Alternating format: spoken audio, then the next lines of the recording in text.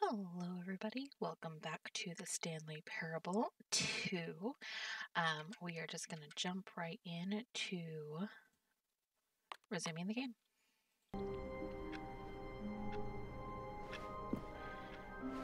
All of his co-workers were gone.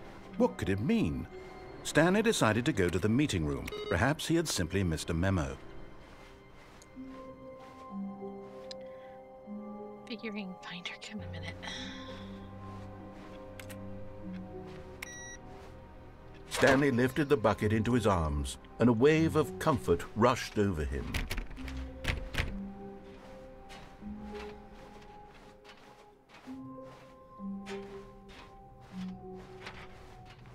Stanley had felt the bucket calling to him, telling him that the employee lounge was simply the place to be. Sure is. And here it was. Had the bucket turned out to be correct? Was this better than the meeting Mic room? off. Yes, Stanley thought to himself. Yes, perhaps it truly was. How insightful the bucket turned out to be. Mic on. Let's see if this staying in here will do anything else like it does without the bucket. Truly, being here with the bucket was a grand adventure. Stanley reflected on all they'd been through together. First, walking through the door on the right, then walking to the lounge, then arriving at the lounge. What a thrilling journey the bucket had inspired. Yes. Thank you, bucket. Perhaps this was where the bucket felt most truly at home. Here in the employee lounge. Perhaps it's the only place a bucket can even feel at home. I agree.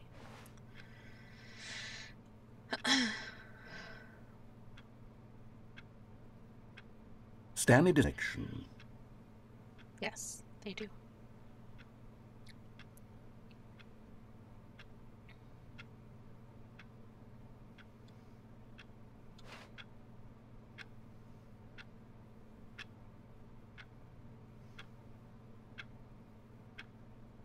Okay.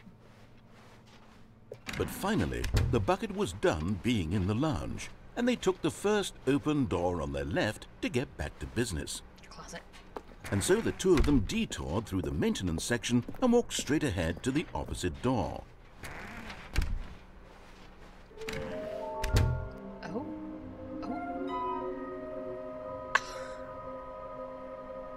There will be a reward for it. Inside the sequel exhibit. Okay, a large room, lots of boxes, stairs, something to do with stairs. Somewhere with I know where those are. Except for lots of boxes. Produce one plank. Allows ease of access past.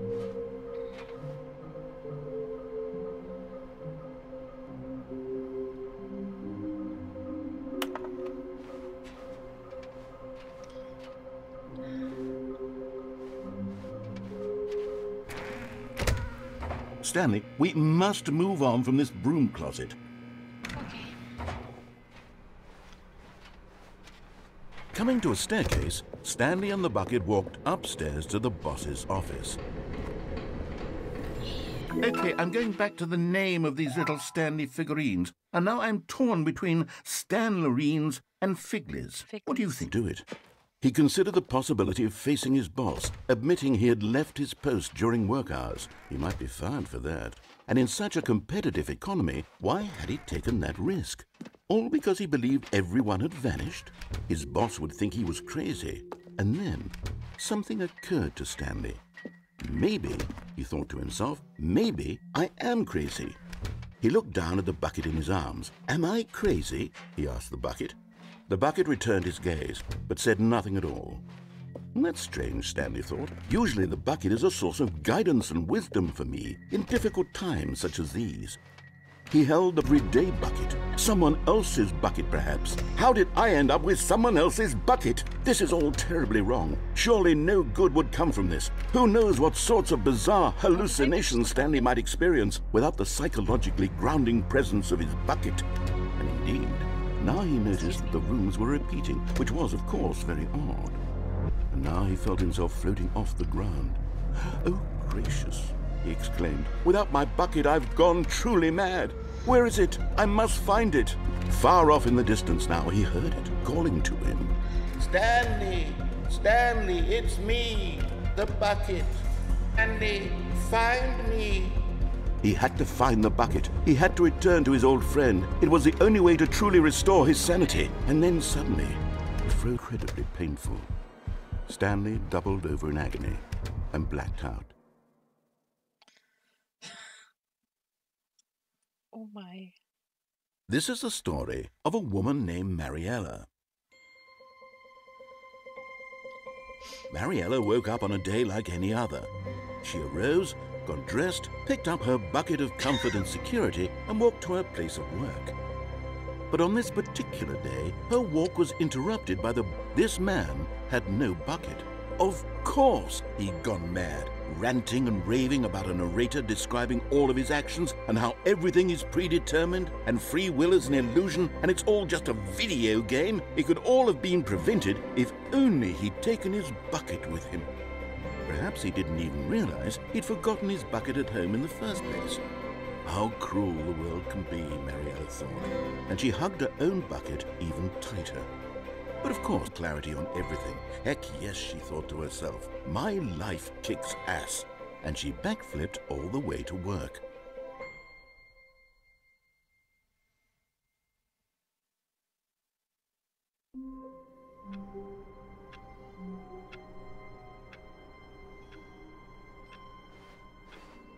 All of his co-workers were gone. What could it mean? Stanley decided to go to the meeting room. Perhaps he had simply missed a memo.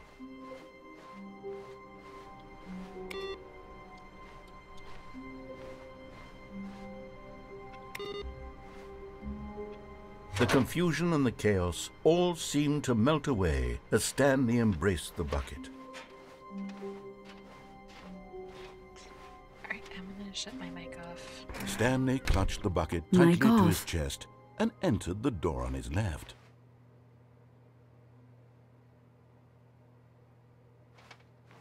This was not the correct way to the meeting room, but Stanley had felt the bucket calling to him, telling him that the employee lounge was simply the place. No, never mind. The bucket was wrong. Stanley took the door on his left to go back to the meeting room. No, said the bucket. don't go to the meeting room. Go somewhere else. The cargo lift, yes. Go there. Go to the cargo lift. You're getting close now, Stanley. You've nearly gotten all of the Figler Anlarines. Very soon, you'll collect the last one, and then the first number will equal the second number, and that will be it. We'll be different people by then. Different in the sense that we used to have none of them, and now we have them all.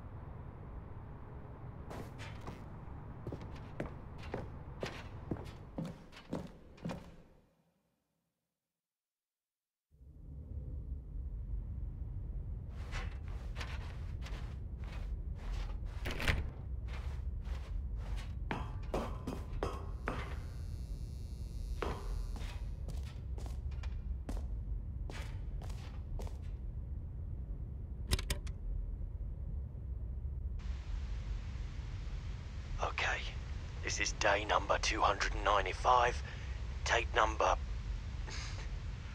I don't even know. I've lost track. Nothing feels real anymore. The longer I study this bucket, the less sense anything makes.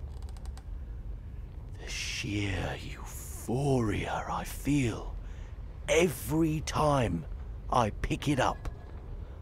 No matter how many times I've done it, it's always the same feeling. And the emptiness in my chest when I set it down. It doesn't make sense. There's no explanation for it. Still, why everything feels so. What do I do with this treasure? I can monetize it. Yes. It It's unthinkable the amounts of mine again. What's that? Who's there?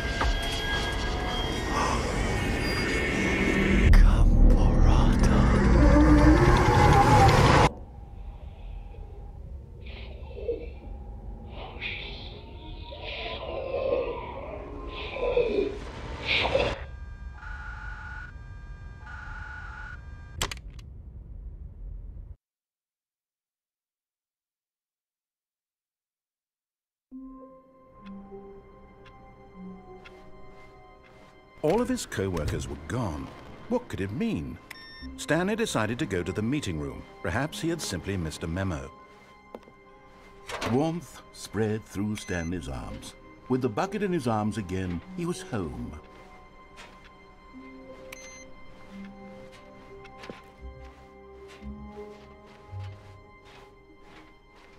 Stanley clutched the bucket tightly to his chest and entered the door on his left.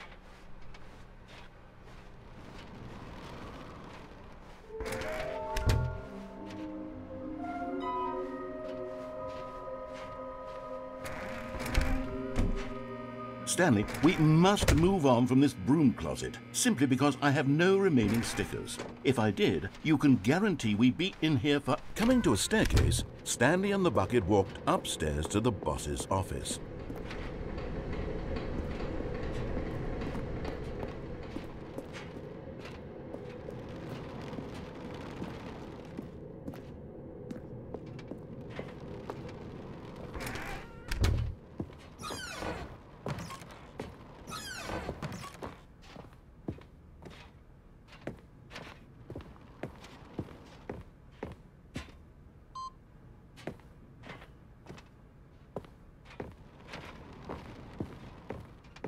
Stepping into his manager's office, Stanley was once again stunned to discover not an indication of any human life. Crushed by the weight of this revelation, but Stanley guessed the correct code by sheer luck. Was it that the bucket knew all along? Was the bucket guiding him? Yes, this is certainly the most logical explanation.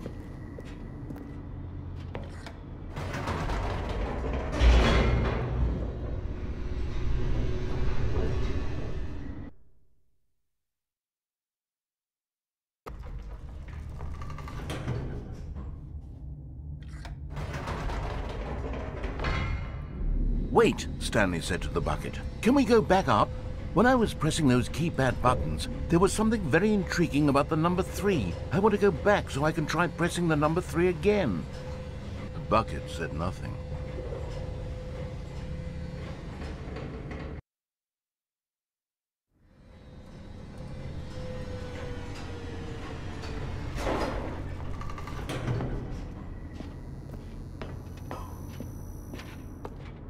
Here we are, said Stanley. Now I'm going to try out that number 3. He got back in the elevator.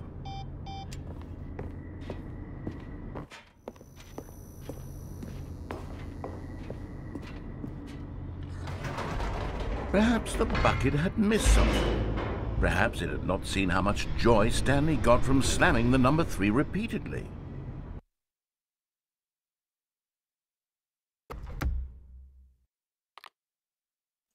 Mic off. A hint of regret nagged in the back of Stanley's mind. Should he demonstrate the number 3 for the bucket again?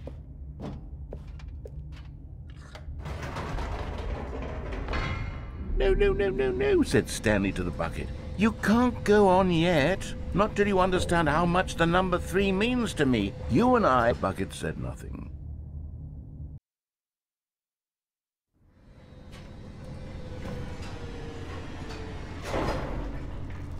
Like a fine artist would wield a paintbrush.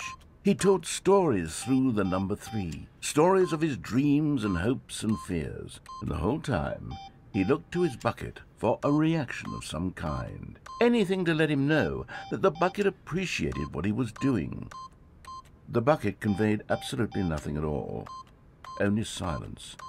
Crushed by a wave of dejection, Stanley returned to the elevator.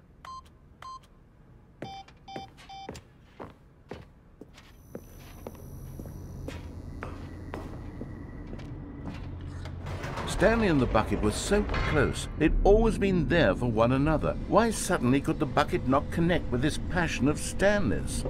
The question caused Stanley to ruminate the whole way down the elevator.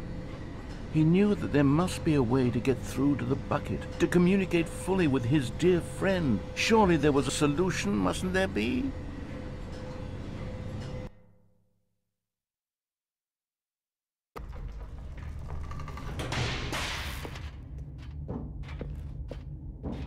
Stanley and the bucket walked straight ahead through the large door that read, Mind Control Facility.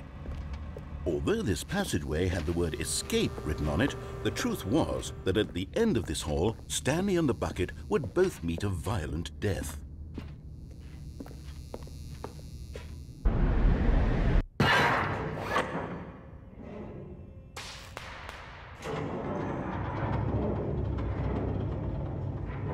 Stanley and the bucket were led helplessly into the enormous metal jaws.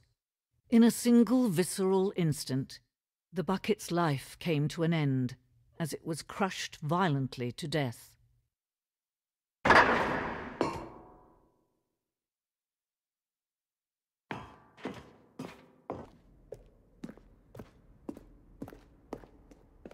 Can you see how arrogant it was for Stanley to take a bucket like this and to claim it for his own?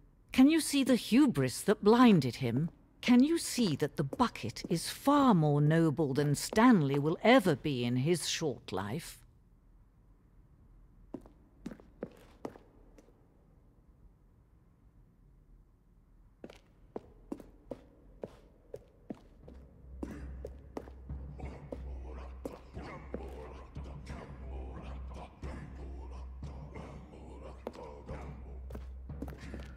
No man can own a bucket, and certainly not a bucket as dazzling to behold as this one. It is man who should kneel before something we can do together, you and I, that will right this terrible wrong. Let Stanley die. Let him be compliments if only we let Stanley die together. The bucket shall take its place as ruler, as leader, as commander of a new world, a new vision.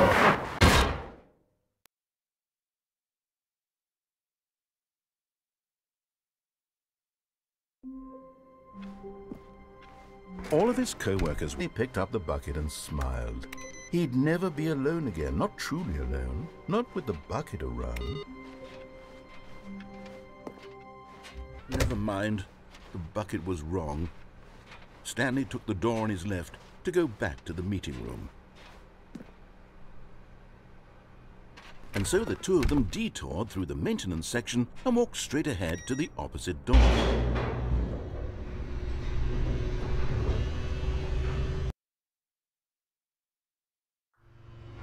Oh, good, Stanley. I'm glad you found your way here. I knew you'd find this place eventually. It's this bucket you're carrying around everywhere. The bucket isn't even from the original Stanley Parable. It's just sequel content. We're the ones that matter, Stanley. Classic characters from the first game, like the Adventure Line and the Broom Closet. Because that's what fans want from a sequel. They want more of their favorite jokes, not this bucket that they've never seen before.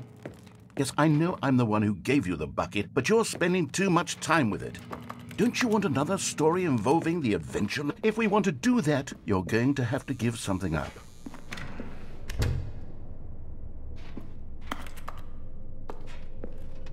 Don't you get a fleshed-out character with so much personality that to me it already feels as though it's been part of the cast all along. Don't you agree? Can you build characters like the Adventure Line or the Bucket Destroyer until you crush that damn bucket? Quickly now! The fans are waiting! Do it, the fans, Stanley! Give the fans what... The Bucket Destroyer. My prized creation. You had so much potential. We were going to do such a moment in time that you were here. You were magnificent.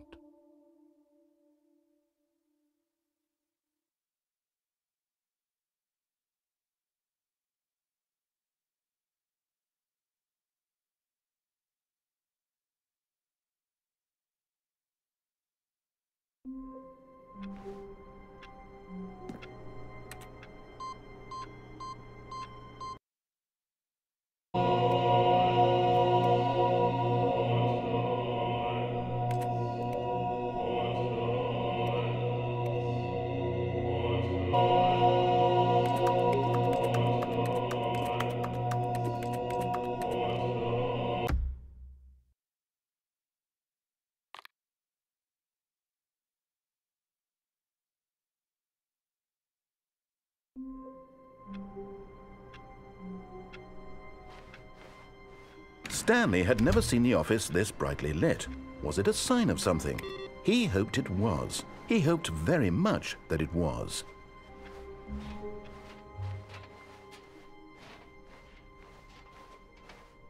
Stanley clutched the bucket tightly to his... This was not the correct way to the meeting room, but Stanley had felt the bucket calling to him, telling him that the employee lounge was simply the place to be.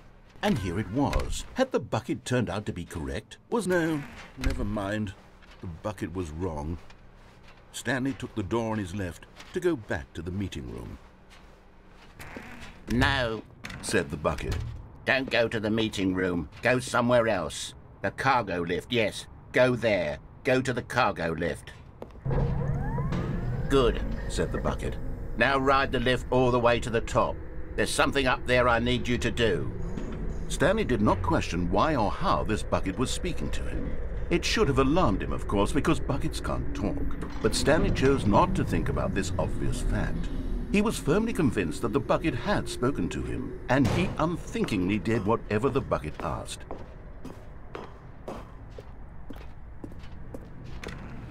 Past this point, Stanley, how could you think it was okay to bring the bucket here? Unless, what if the problem is that you actually don't know what is a bucket and what isn't a bucket? I suppose that would explain a lot about your behavior up to this point. Which, if that's true, well, my goodness, I think we have to do something about it. This misunderstanding could have dire consequences on the entire rest of the game if not addressed quickly and properly. So much of the impact of the story is dependent on your understanding of what is and isn't a bucket. Please, step in here for a moment.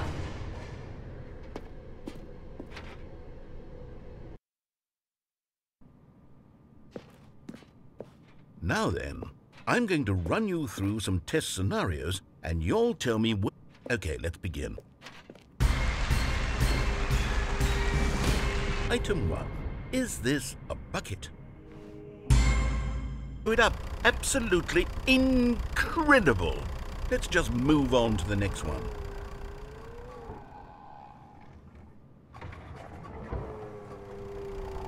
Is this a bucket? Correct. This is a bucket.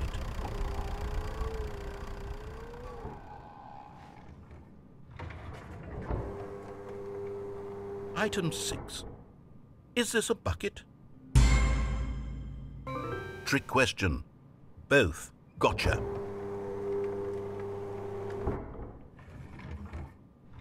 Somehow convinced yourself that a bucket is nothing? Answer me straight, Stanley. Do you believe that nothing is a bucket?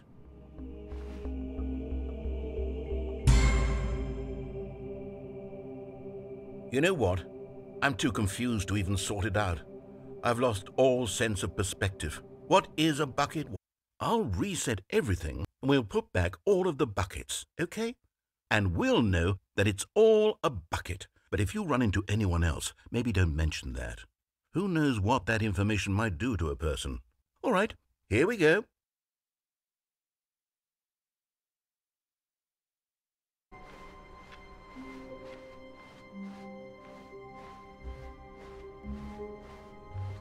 When Stanley came to a set of 2 open doors, this was not the correct way to the meeting room, and Stanley knew it perfectly well. Perhaps he wanted to stop by the employee lounge first, just to admire it. The lounge was grand, majestic, but eager to get back to business, Stanley took the first open door on his left.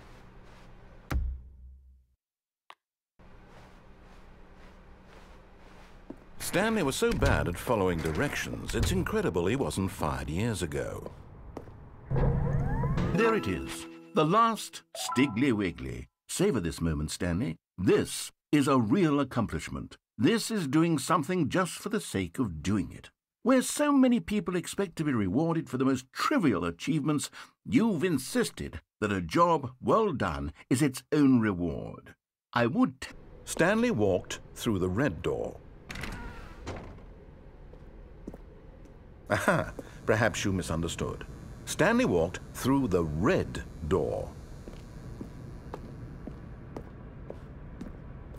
I still don't think we're communicating properly. Stanley walked through the red door. All right, fine. Go ahead, Stanley. You want to know so badly what's out there? You want to for the map? Because you were never supposed to be here in the first place.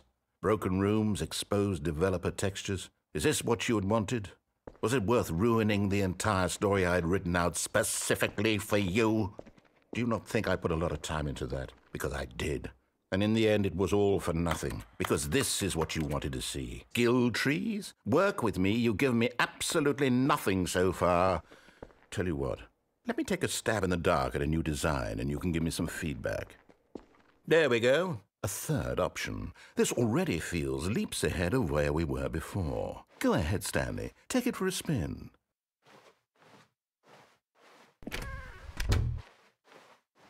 Okay, I'm going to stop you there. Now, tell me about your experience with this new version. Would you say... I mean, I can understand if you had reservations, you saw ways the game could be improved to more fully express itself mechanically and artistically, but a 1? That's not even helpful. What am I supposed to do with that? But I guess it isn't my place to judge. Here, based on the data from your previous playthrough, I've compiled a new version. And to be perfectly candid, I think I've knocked it out of the park with this one. Let's take a look.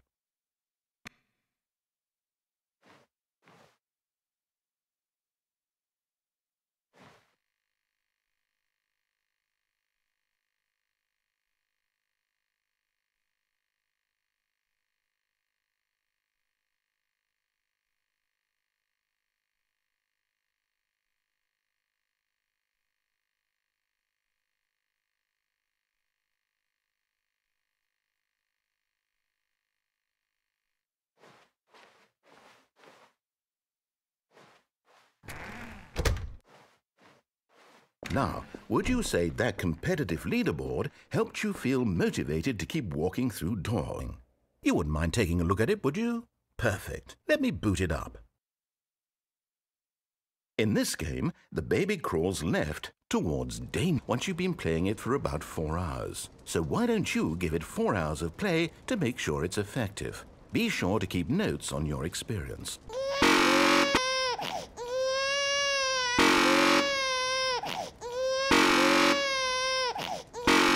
Mic on. Well, I want to give this 4 hours of attention. That ain't gonna happen.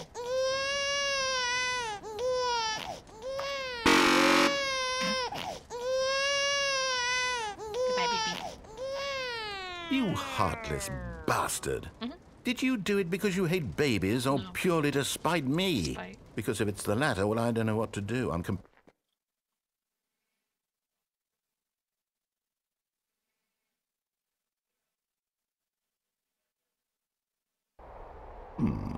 Well, it seems obvious to me that you are meant to play as a creepy man spying on innocent civilians below you from up high in your creep tower. Perhaps for some sort of... I love everything about this game, Stanley. And it seems there's even more. Come, let's venture outward and see what else is out there.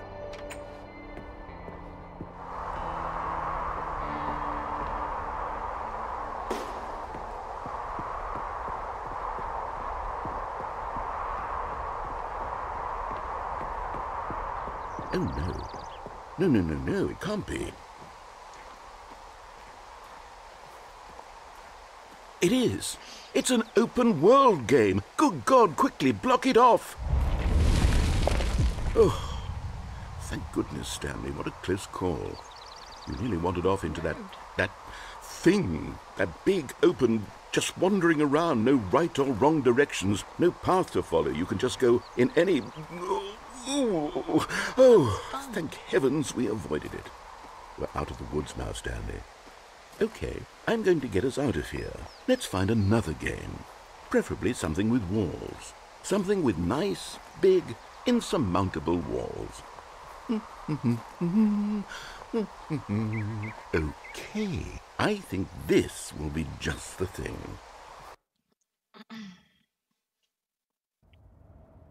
Lost here. Now this is game design. Stanley, if you manage to get lost in this game, I will be phenomenally impressed. Okay, so what exactly do we do here? Let's see.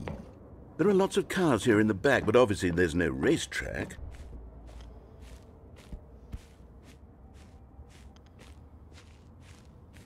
Am I blue or orange?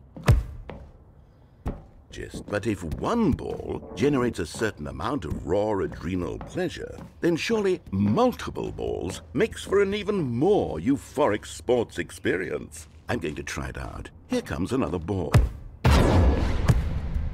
Yes! Oh goodness, that really does feel amazing, doesn't it?